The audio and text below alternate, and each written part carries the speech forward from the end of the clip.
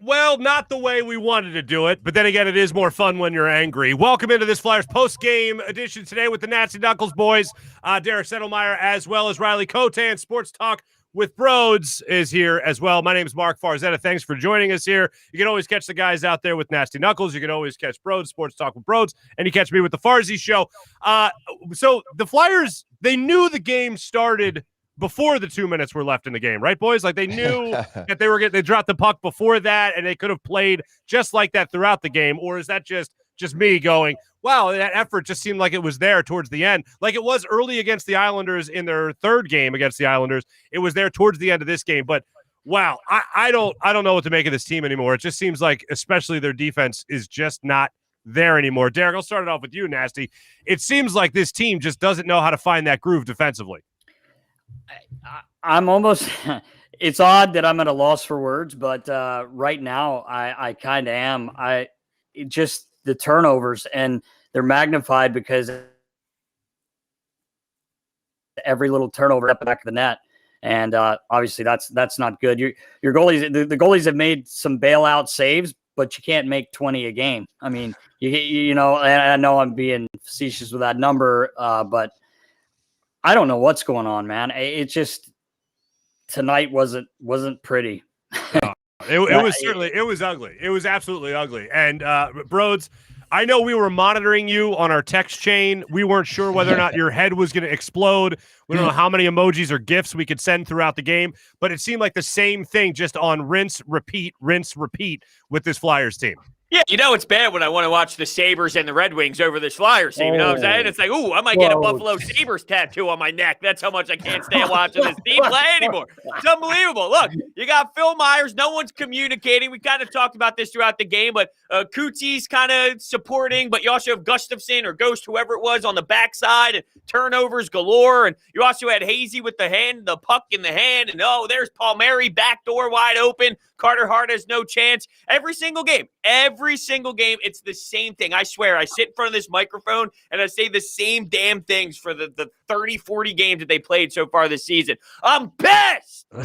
Well, that's about what we expected, Riley. That's about what we expected from Bros. Yeah. It was just as venomous as we thought it would be, and I can't disagree with any of that. It does feel like we're watching the same show every single day, and unfortunately, we know the end of this show. So, Riley, your reaction to the game, and also, where do we go from here? Yeah, there's just no urgency. I mean, I think both Nasty and Broad said it. It's just holes everywhere. No urgency, and there's no identity, in my opinion. I think they went 8 minutes without a shot there to start again. Just no jam behind their play. I don't know where we go from there. I mean, it's a gut check, right? I mean, you're at a critical time of the year here, and you keep letting these games slip away.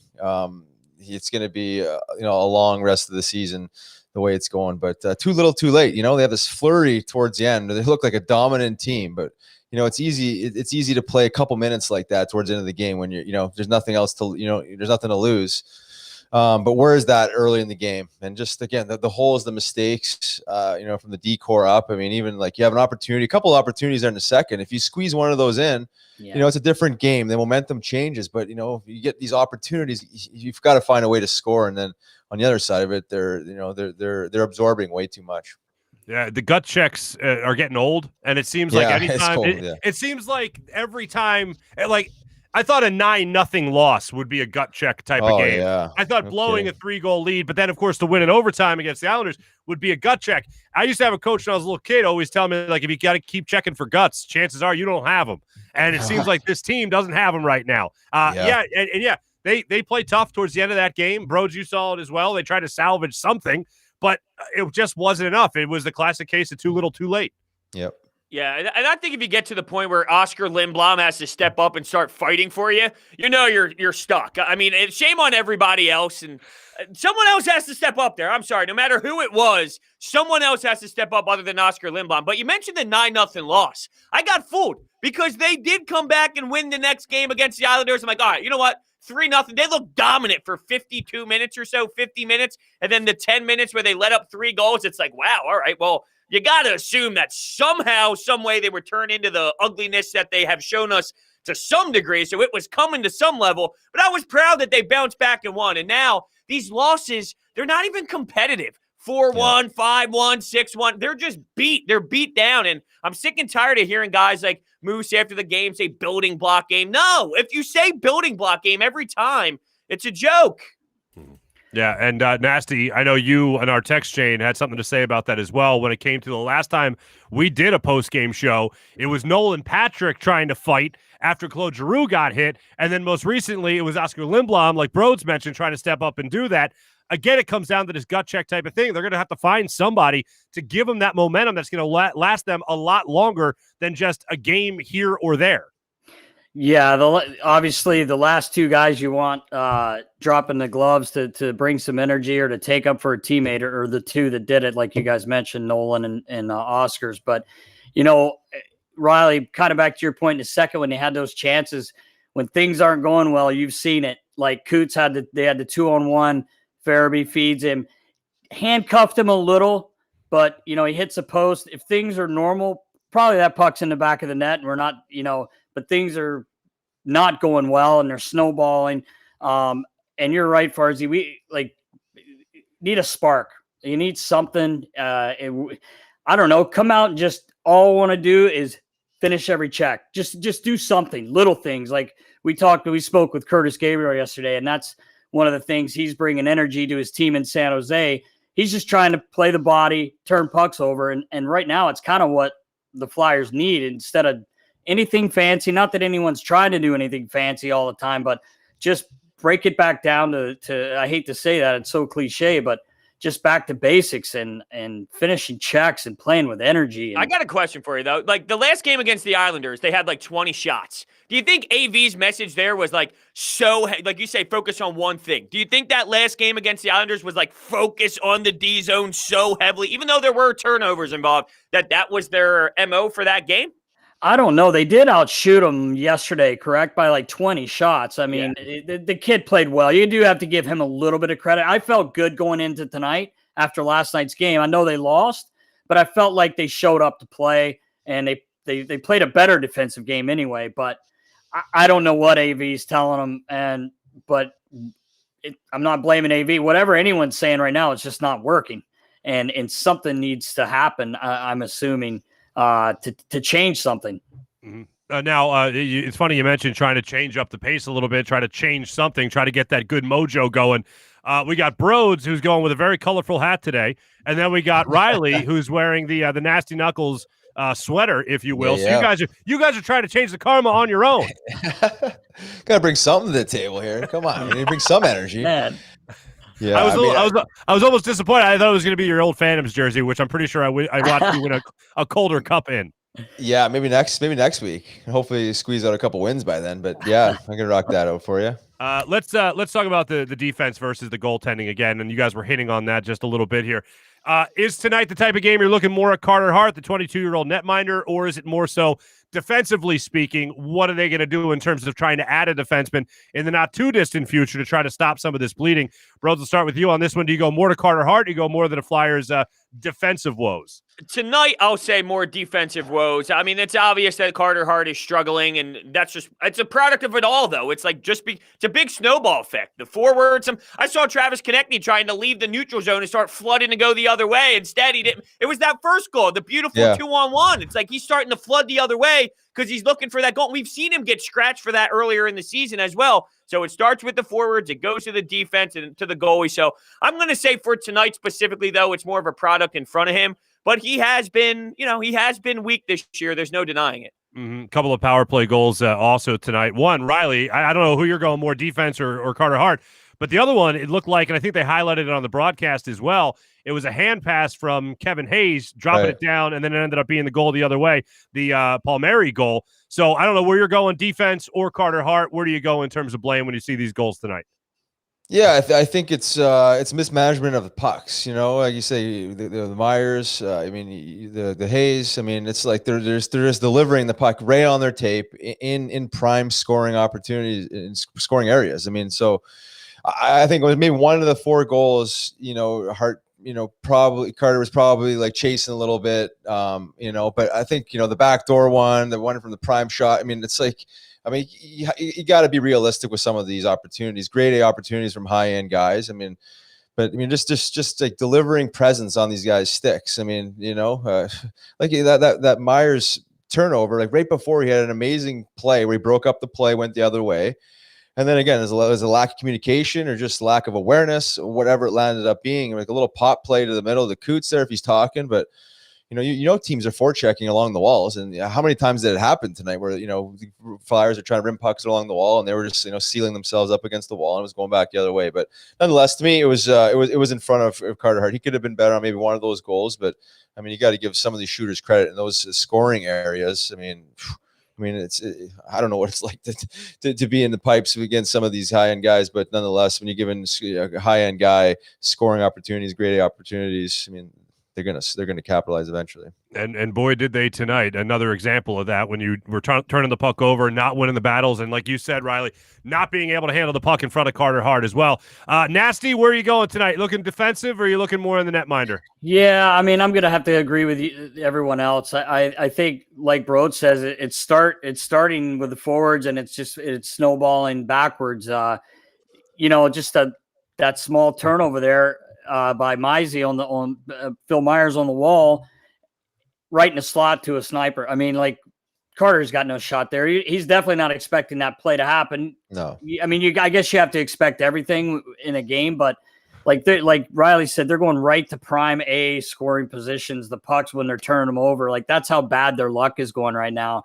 And to your point about maybe trying to get a D, making trades, I can tell you this: there's no team in the league that feels sorry for the Philadelphia Flyers. I mean, I was there for 25 years, and no one's pulling for the Flyers. And now they're in a spot where everyone knows they need something, so it's going to cost them more.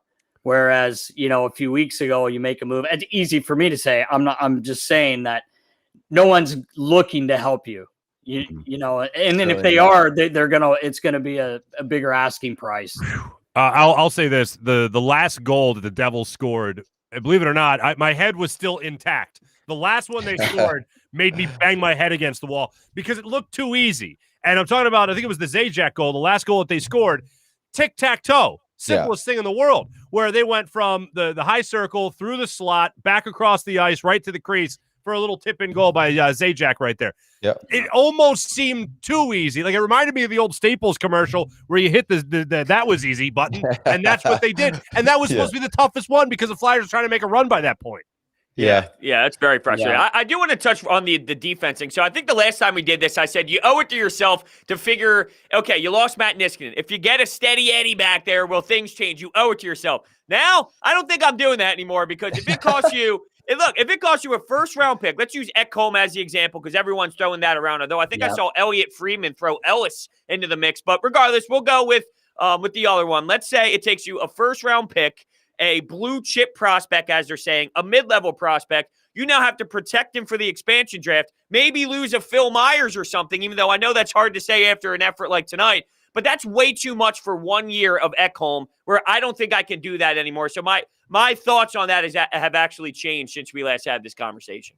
Oh, I agree with you wholeheartedly, bros. I think that's a great point. I'm not making that deal. And fellas, look at all the trouble. Look at all the problems we've already highlighted in the first 10 minutes. You mean to tell me one guy's going to solve that? As much as I'd love to see that, that ain't happening. They are too far away from adding one piece or two pieces to try to push it all to the middle of the table and say, no. We're one guy away from making this happen. Yeah. Right now, the way things are going, I'm 100% on board with you there. All right. Riley, do you hear the boos? Like, Derek, do you hear the boos on the bench? Like, when you guys were there on the bench, you guys were waiting to go on the ice, whatever it was. Did you hear the boos from the Flyers fans? Because they were there tonight, as a matter of fact. Oh, yeah. We heard him. Yeah, you definitely hear him. Yeah, you definitely hear him. Broads was in there. I was the one booing you. No! I heard this guy screaming one night, the equipment manager sucks. I turned around and Broads with a purple bandana on, giving me the finger. I'm like, yo, dude. Oh, man. Just in my years as a Flyers fan, we always knew it wasn't about goaltending. It was about the skate guy, man. That's all it was about. Yeah, exactly. Flat bottom bees, Flat bottom bees. I mean, come on. Come on. Well, I wanted to play this. This is courtesy of Jordan Hall of NBC Sports Philadelphia. Here are the Flyers skating off the ice. I believe this was at the end of the second period. And although there's 3,001 Flyers fans in the building, They were heard. Take a listen to this.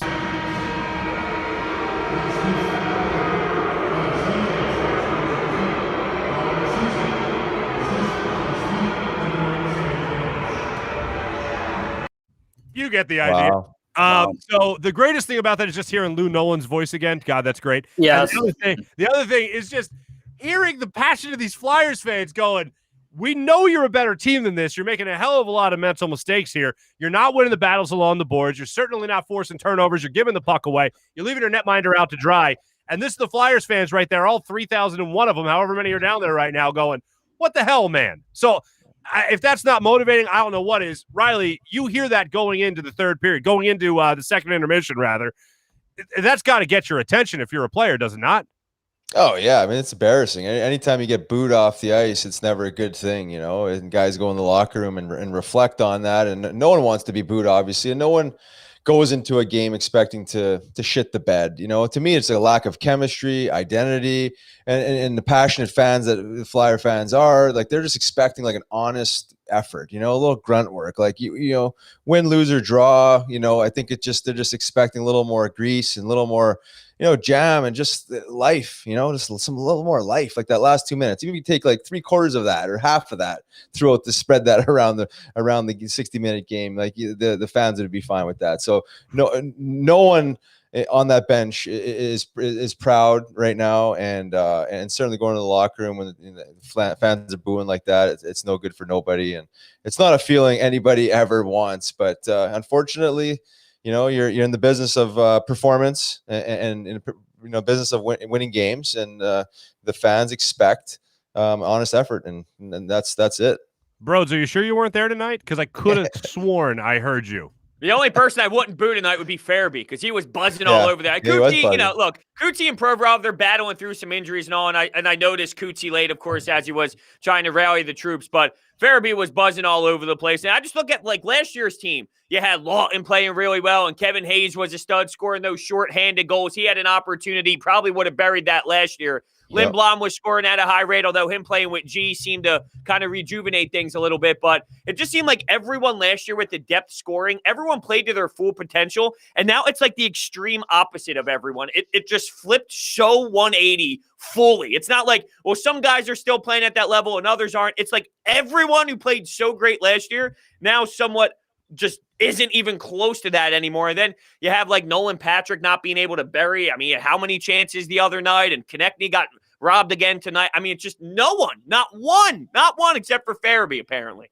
It seemed like last year, especially, you always had someone to step up and stop the bleeding. Like a forward, not necessarily a defenseman, but a forward, where it was either TK or it was Kevin Hayes or it was Claude Giroux or it was Sean Couturier. Somebody stepped up to make a play happen for this team. And that little emergency, in case of emergency, break glass lever is not there for this team this year. And that's where you see them start to spiral out of control. Yeah, I thought even earlier this year they had that. They had, the Kevin Hayes, the Konechny, they had some spotty scoring, and maybe in games they even shouldn't have won. But then it's like that's completely dissolved. Where like some of these secondary third guys that were maybe contributing early are not, and they're non-existent. Some of these guys, like there's very few things I can remember in some of these games where they're involved enough, and I think it gets exposed over several games. You just can't win consistently like that, because you need some sort of consistency with secondary and third scoring. You just need these guys at the very least don't get scored on, and you play away from your net and create some energy. But early on, I think they were maybe winning games again, like they maybe shouldn't have, because they were getting some of these goals and a little extra energy here and there, but it's completely dissolved in my opinion. Yeah, and it's just too far out of date now, right? To just go fight somebody. I know that we talked about Lindblom, we talked about Nolan Patrick. Yeah, it's like who is going to be the guy? Who is going to be a Riley Cote type guy and go fight somebody to try to change the way it goes? And I know that is so old school, and that's like the Flyers era I grew up in, and that's what you did to try to solve a problem. And it just seems like we're so far removed from that. Yeah. You have to go back to the type of play where it's a Oscar Lindblom or a Nolan Patrick trying to right somebody else. Kubel, Lawton. Kubel. Okay. Farzy, you know what it takes, honestly, and Riley can tell you this, is a big hit. finishing checks, pissing people off. Yeah. That's what happens. You either draw a penalty, you maybe get in a fight. A lot of guys don't want to fight, but that's how you do it. You're not going to do it by tiptoeing through the tulips, as Johnny Stevens would say. And I'm not saying that about anyone, but that's how you get things going with energy. And a big hit doesn't have to be dirty, just a big hit. Just finish your checks. Lawton plays that way, but have you recognized his physicality that much this year? Certainly not lately. No, I've noticed his energy, but in terms of the physicality, I haven't seen a lot of that from him. But I agree with you, Brody. You're used to seeing that from him. I see the energy from him every night. I might not see it from every other player every night, but at least see energy from Scott Lawton every night. And I think that's reflected in the fact that I believe he's actually leading the Flyers right now in plus minus. But in terms of the energy, it's there. In terms of the physicality factor, I don't see that.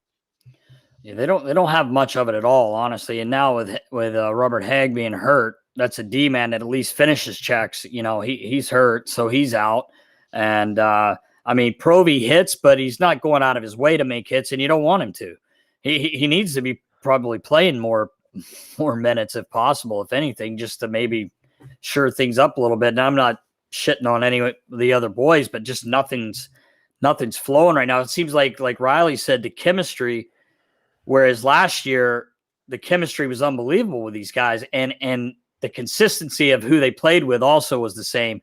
Now, I know we're in a crazy time here. We're playing 4 games a week. COVID, guys are getting hurt. Guys are sick. But I feel like every game we're changing something. And I don't know. I just feel like, Broads, if me and you play together tonight and then me and Farzy play together tomorrow night, now I got to learn everything Farzi's thinking, where he's going in this situation. Whereas last year, for the most part, all the D were together all year. I mean, if you think about it, Niski, Provy, the 2 kids, Mizey and Sanny, they played together, and then Bronner and Hagg.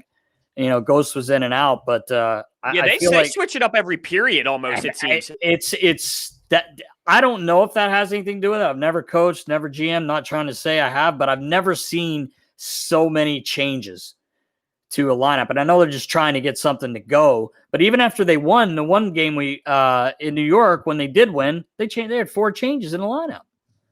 Wow. You're saying some consistency. No, you're saying, it's good to look next to you and know the guy and his tendencies and how to play with him. And if it's not right there in the beginning, maybe it's just around the corner, instead of trying to just change the momentum every single night. Actually build up that camaraderie, build up that chemistry, more importantly, to know what the guy's going to do the next time.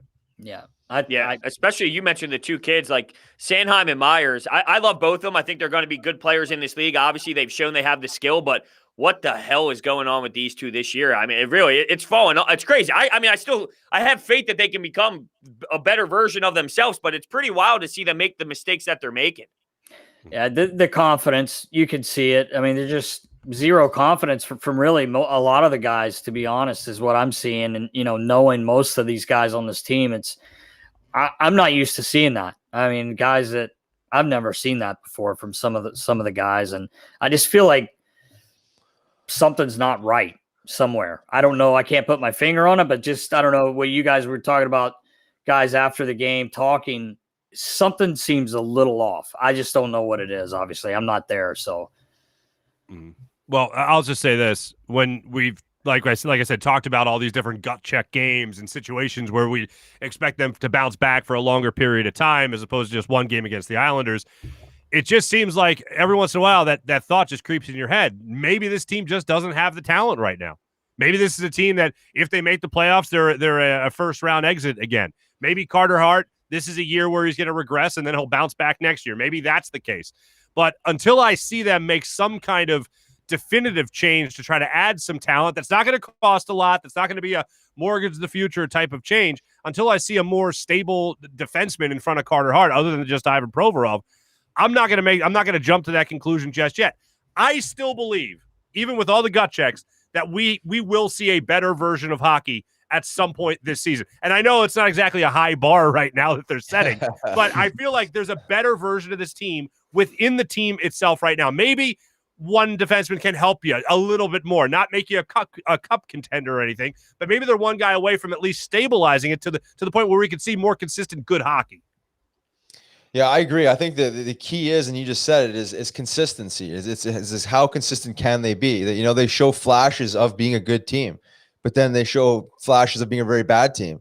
or just a very just disheveled team, like just not on the same page. So yeah, we know they have more than what they're giving, but again, in this very shortened season, you have to be more consistent than you've ever been. You don't have that, that extra buffer zone of throwing away a few games from just your head's not being into it. So I said it earlier several times, we're just going through a little rough patch. It'll get better. And then I feel like it gets better, or, a game or two, they're like, wow, they look really good. And then, like you said, like these last few losses, they're not just like losses. I think Brode said it earlier, like they're not even close. They're not even in the game. Like they're not even emotionally in the game. And to me, that element is concerning.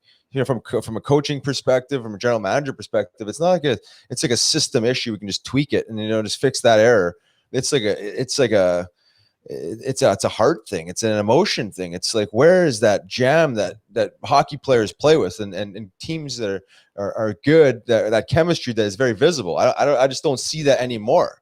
So I don't know how you fix that. You can add a guy, you can bring a guy up from the minors and get a big fight, like what is it? It could be just a temporary momentum fix, but that's it. Like, it's not going to solve some of these holes like this. I don't know. There's no glue, in my opinion. Yeah. My fear is this: you slip behind the Rangers, because guess what? You're not too far off of that. Right. Oh God. Right. It's true. I didn't realize they were that close. I looked before we came on, and you don't want that. That's for sure. No, then you're looking up at everybody else. Yeah, you don't want to be doing that. Oh, I just threw up in my mouth. This is fun. I hadn't looked at the standings in a while there, fellas. But that's definitely gross. Every ounce of that is gross. Okay, so Brodes, are you on the side then that there's a better version of this team, or is this just something we're going to have to ride out for a while? Oh, I really don't know. I think, because I thought Riley said it best, is like the temporary fix, and I go back to Oscar Lindblom. So Oscar Lindblom fights, what ends up happening? Farabee scores a goal on a 2-on-1, and then they fell back right into who they were again. So I just feel like I've seen enough. I've seen enough of this sample size. If Chuck Fletcher doesn't make a move, which apparently he's going to speak tomorrow, and obviously he's not just going to tell us what he's going to do, but I'm sure we'll get some sort of idea, something. If they are this team, I've seen enough sample size that like this is who they are this year. Unfortunately, that's my answer. Mm-hmm. Nasty, where are you going? I just can't see that this is this team. I just feel like they're on the forward side. I just feel like they're so deep. I know things aren't going well. We're not scoring those goals, those timely goals, like Riley said earlier. Maybe some games they shouldn't have won, they won because they were scoring the goals. Defensively, I love all those guys, as people, and that doesn't matter though when you're trying to win hockey games. They just, something's not right back there. It's not working. It doesn't seem like any of the pairings are working. But I definitely don't want to give up on them. I would never. I think, a big win. We said this last week. A big win, follow it up with another one. Now it starts snowballing the right way. We've seen it happen. I mean, Christ, a few years ago, we lost 10 in a row and we made the playoffs. And there was a year where we won 10 in a row and didn't make the playoffs. So You definitely can't afford to lose 10 in this shortened season. I'm not saying that, but I don't want to give up on them. And there's a lot of quality guys in that room. And I can tell you this, and Riley can tell you, is pissed off his fans. And we get as fans, they care, and it's bothering them. And they want to fix it. But everyone's squeezing their sticks probably tighter than they ever have. Because everyone had all these expectations, and they're not going to give up. They've got time, but like you said, you don't want to get behind the Rangers. Now you're looking up at, more teams. So I'm going to stay positive and say they're going to get this thing turned around. One last energy thing I want to talk about with you guys before we get out of here. Travis Konecny seems to always, at least last year, was consistently, and before, was consistently that energy guy in terms of, if the game wasn't going right, he'd do something to piss somebody off on the opposing team and get them off their game, make them grab their stick a little tight, and then the next thing you know, momentum would go back to that way for the Flyers. Is that kind of venom gone from a guy like Travis Konecny when the rest of the team is struggling as bad as they've been, as consistently as they've been? Go ahead. Sorry. I just think knowing TK, when he's struggling and he's been sat out, I think he's more focused on just trying to play and do the right things instead of play his game, which his game is being a little dick. being a dickhead. Not a big dick, just a No, little no, dick. Well, come on. big- You're not gonna insult the Size man, doesn't man. matter here. I don't or mean to size doesn't insult. matter. Sorry, TK, big dick. Being a big dick out there, running his mouth, causing problems. But when he does that, he's engaged in the game and he seems to score. And I mean that's his game, and I think he needs to get back to that. Like I said, I'm no coach, but to me, watching him, that's what he needs to do. I mean, that's his game. Yeah, I was writing this down as you were saying that. I was going to say frustration, I think, because you see Hayes break his stick a couple of times. Once guys get to that level, and that's where TK is, he got robbed the last couple of nights. I think that takes him out of that chippiness element where you're running your mouth, you're chirping because you're so worried about, I got to score because that's what I need to do. Look at the contract. This and that, and I had a good year last year, and then it all starts getting upstairs. Hey, I got to produce. It's funny, too, guys, on the equipment side of it. I noticed he's changed sticks. I'm anxious to watch him here in the next few days to see if he goes back to what he's been using his whole career. So I'm not saying that has anything to do with it, but guys Riley will tell you there's some superstition. And bro, wow, Farzy, the way you slap that puck around. Yeah. Give me a P88 with an 87 flex. I'm good to go. That's all Farzy needs. He doesn't care if it's right or left. He's slapping the biscuit around either way. So. Yeah, right. Don't say another word. I'm going to go run and get my coho. It's around here somewhere. I thought you were a Red Titan guy myself, but that's all right. Oh, Red Titan. Fiberglass blade. I'm the guy, the carnival thing. You make enough baskets in the tiny hoop, you get a free hockey stick. Anyway, guys, as always, a pleasure, despite the subject of the Flyers making us pissed off, as per usual. Guys, always a pleasure. We got the Nasty Knuckles bunch here. We got Derek Settlemyre. We also have, of course, Riley Cote and Sports Talk with Bros. We got Hunter Brody. I'm Marc Farzetta from the Farzy Show. First up, real quick, Nasty Knuckles, who do you guys have on?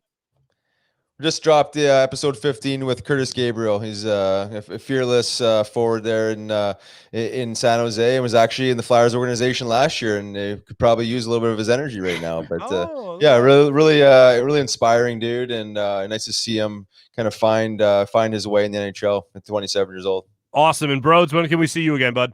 Yeah, every day on Sports Talk with Bros, just screaming about something. Great.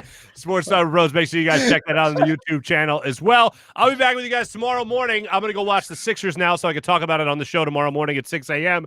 with the Farzy Show. Always a pleasure. Jim Hyden produced the program. Guys, as always, good times. Hopefully next time we can talk about some better hockey and a Flyers team responding to a lot of their woes. For the Nasty Knuckles, fellas, and for Sport Talk and Sports with Bros, I'm Marc Farzetta. Have a great evening, everybody. Talk to you again soon.